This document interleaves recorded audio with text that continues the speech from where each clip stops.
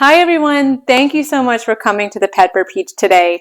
We are going to be making, if you can't tell from this huge pile of carrots, carrot cake. It is one of my favorites. I love this cake. It is a staple in the family. My grandmother used to love this cake, so I'm very excited about making it. The recipe that we're using today is from Magnolia Table.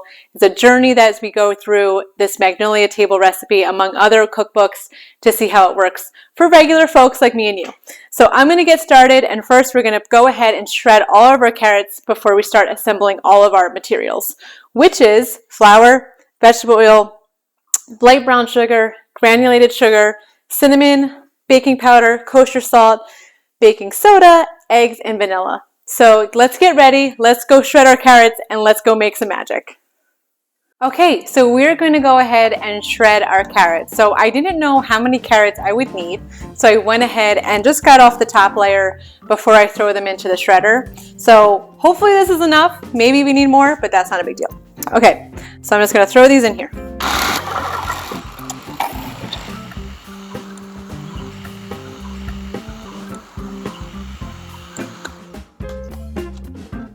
Got a few stragglers on the top, no big deal. I'm just going to take these out, and I just want to measure how much we have so far because I don't want to obviously do too much or too little. So I'm just going to put them into my measuring cup here to make sure I have enough. Oh my gosh, I got it right on the nose. 3 cups. Okay, maybe a little off by like a little. I'm just going to go ahead and do a tiny bit more. But I definitely didn't need all these carrots. It's okay, you know? You learned. All right. All right, that should just be just enough for our 3 cups. Perfect. 3 cups of shredded carrots. So we're going to take this down. We don't need this any longer because we're going to move over to our mixer, and we're going to mix all the ingredients together along with our dry ingredients, and then we're going to pop it in the oven. So now that we have our carrots shredded, we're going to go ahead and prepare our dry ingredients and our wet ingredients. But first, I have a few extra carrots that I had. I overestimated how many carrots we needed, as you saw from that plate. So I'm going to spoil my little babes a little bit and give them a little carrot that they love. Come here, guys. Come here. Sit down. Sit down. Thank you. Sit down. Thank you. Sit down. Thank you. Okay, so I'm going to quickly wash my hands, and then I'm going to put the oven on and start spraying my materials and make sure that we're all set.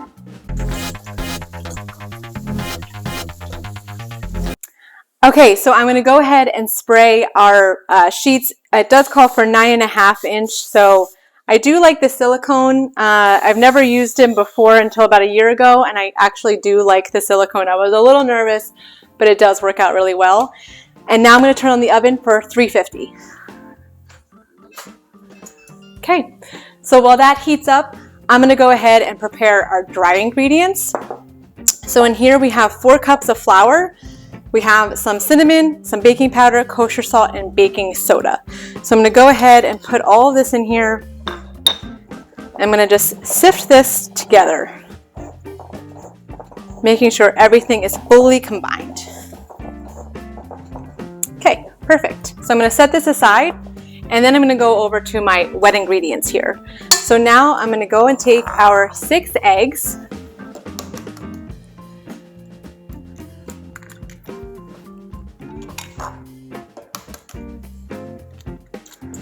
I am not cool enough yet to do the one-handed crack.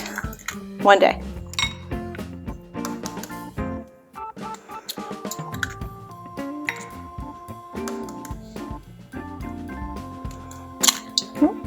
I think I got a little piece in there, no big deal. I'm just gonna scoop it out.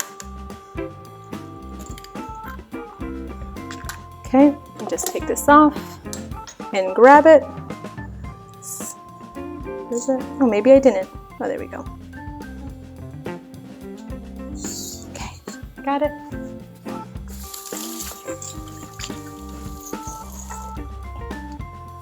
Okay. So now that the eggs are in here, I'm going to go ahead and add in our granulated sugar, which is a cup and a half of vegetable oil, and the brown sugar, which is a cup, and a tablespoon of vanilla extract.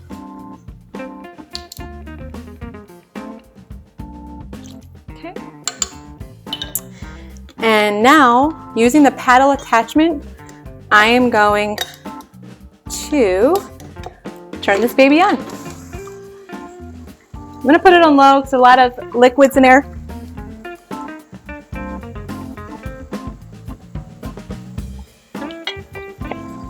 So she says to mix this for about 2 minutes. So we'll mix for 2 minutes. Okay, so it is fully combined. So I'm going to go ahead now and add in our dry ingredients very slowly and very carefully. And I'm actually going to do it in increments. So I'm going to take some of this, dump it in. Of course, you know, made a mess, but that's what life is, right?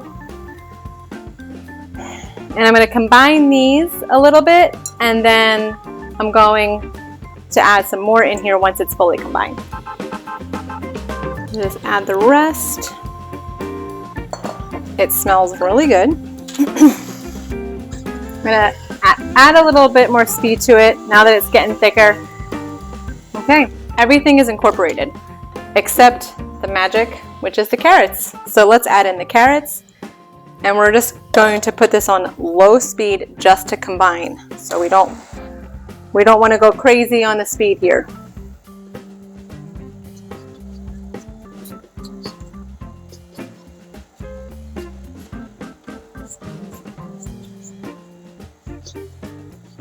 Okay, just combined, and look how good this looks. I will show you as soon as all of this stuff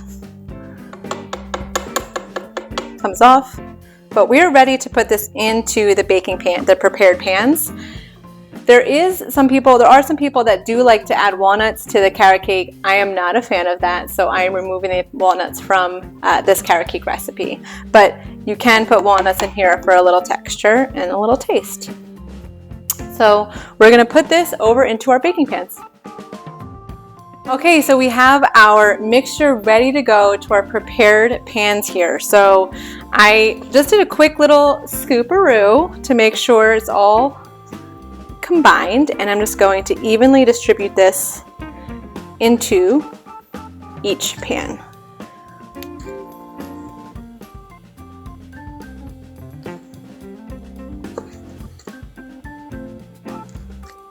A little gooey, but it smells good. And I see I got some rogue batter. It's okay. I'm just gonna even this out a little bit.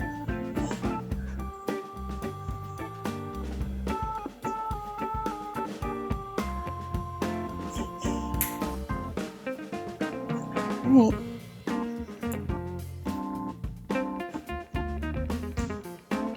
Okay, we are ready to go. I am just going to quickly get this off and wash my hands because I don't want that to get burnt.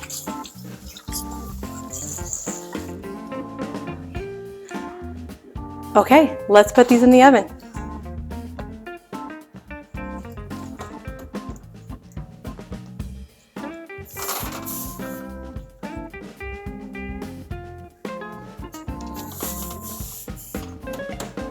And I'm going to put my timer on for 35 minutes, and let's see what happens in 30 minutes. Okay, so the best part of the carrot cake, well, one of the best parts of the carrot cake is the cream cheese frosting. So we are going to take 2 sticks of unsalted butter. These are room temperature, so I left them out for several hours before I was ready to go. And we're going to mix these 2 sticks with 8 ounces of room temperature cream cheese. So all of this stuff has been out for a couple hours just to make sure it can mix better together in the mixer. And now I'm going to mix this together first before we add in our vanilla, our salt, and then the best part, the powdered sugar.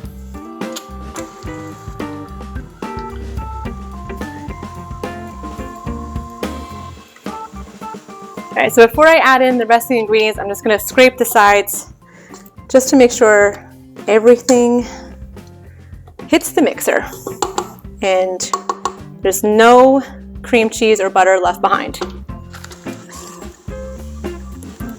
Okay, perfect. So now we're going to do 1 teaspoon of vanilla extract. This does call for clear vanilla extract. I don't have that, so I think we're safe to say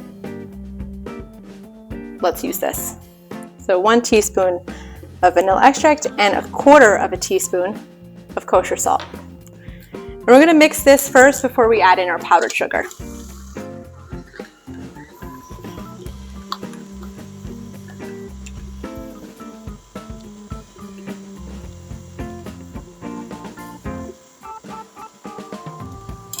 So once again, I'm going to scrape the sides just to make sure everything is there and is getting whipped. And now that that's mixed, I'm going to go ahead and add some of this. And I'm just going to use a little spoon here to help me put this into our mixer here. And this is 6 cups of powdered sugar. So it's a lot. So I'm just going to add in a couple of these. And then just slowly add in the powdered sugar. And I'll wait for that powdered sugar to get mixed, and then I'm going to add in the rest slowly. And of course, I'll have to keep scraping the sides just to make sure nothing's caught.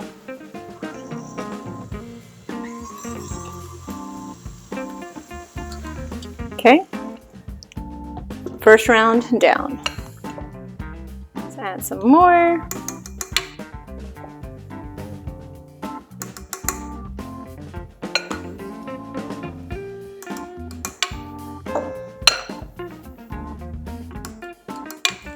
Okay, mix, mix, mix.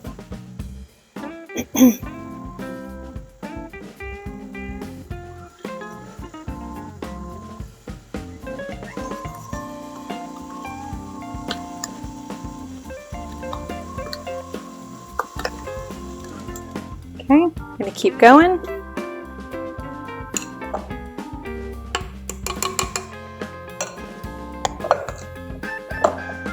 I always get worried when I have a lot of dry ingredients like the powdered sugar, and I'm always worried it's going to be too much powdered sugar for the cream cheese and the butter, but so far it's been okay and it's mixing really well. So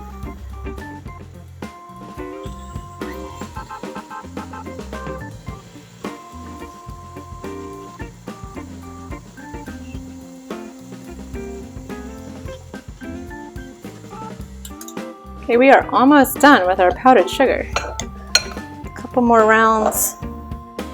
Uh-oh. Well, let me turn this on. That's better. Okay.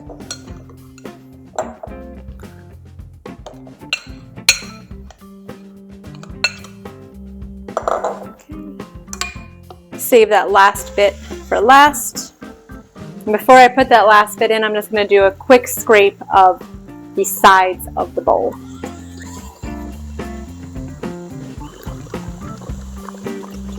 All right, let's scrape the sides. It's a lot of frosting in here. And since we have 2 pies or 2 pieces of cake, we're going to be able to put a layer of frosting in between the 2 pans.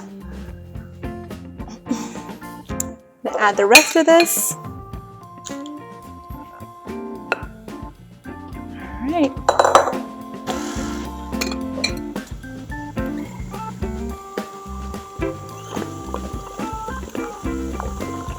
All right, let me just scrape the sides one last time and make sure everything has been fully combined.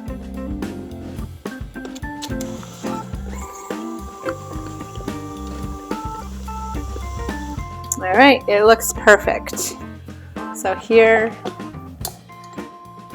is our frosting. And once those pies or those cake pieces come out, I'm going to go ahead and let them cool to room temperature. We don't want the cake to be too hot because then this will just melt. So we're going to wait a little bit before we add in our frosting. Okay, so our timer just went off for the carrot cake. Let's pull that out of the oven. I'm going to throw them onto these racks so they can dry and become completely ready to go for our frosting.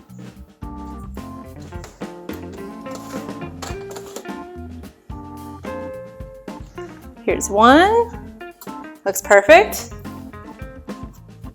And here's two.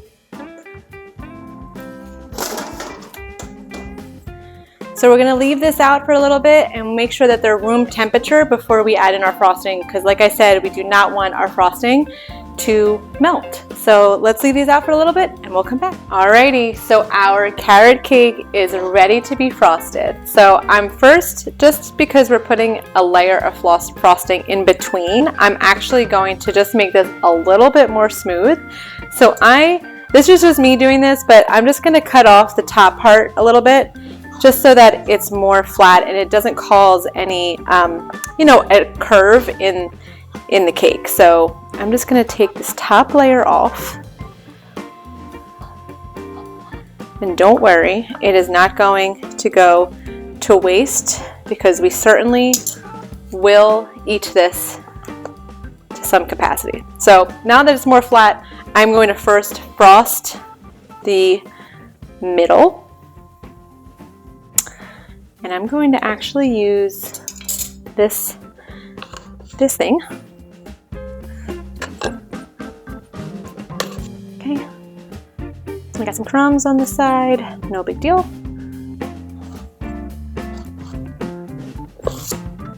It's best to do this when it's cold just because you don't want the crumbs, like what's happening here, to come off while you're frosting. So it's cold, but not 100%. So just getting that little bit of crumbs coming up. And just a little bit more for this side. Okay. All right, so now that the first layer has been frosted, I'm going to take our top and I am going to throw that on top. We're almost there. It almost looks like a carrot cake. In fact, I'm going to use this to really get a big old blob on top. That way I can just use this fun tool to spread the frosting around.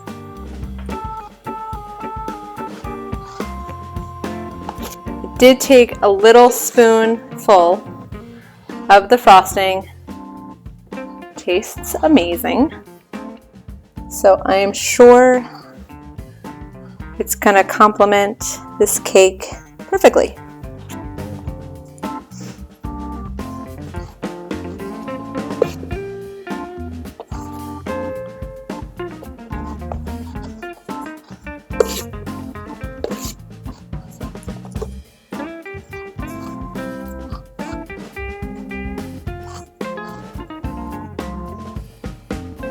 Just a little bit more, it looks like, on the side. That might be too much. Although, is there ever too much frosting? I don't know.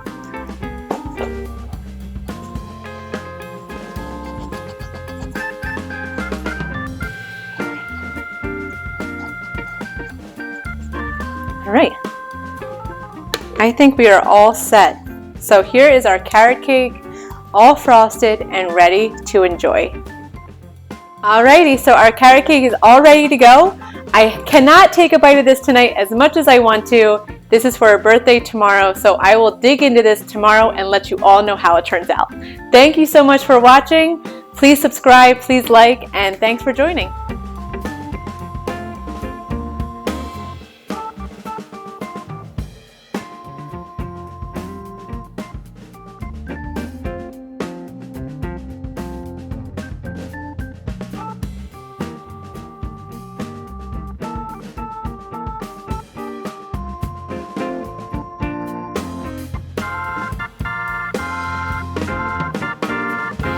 Okay, so yesterday we made our carrot cake, and now I'm going to go ahead and try it. When you do serve it, make sure that you take it out of the refrigerator before you serve it and leave it room temperature before you go ahead and try it. So let's go ahead and try our carrot cake.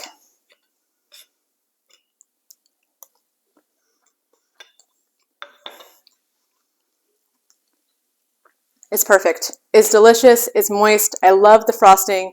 Make sure you try this recipe from Magnolia Table. It's delicious. Please make sure you subscribe and like. Thanks so much for watching, and I'll see you next time.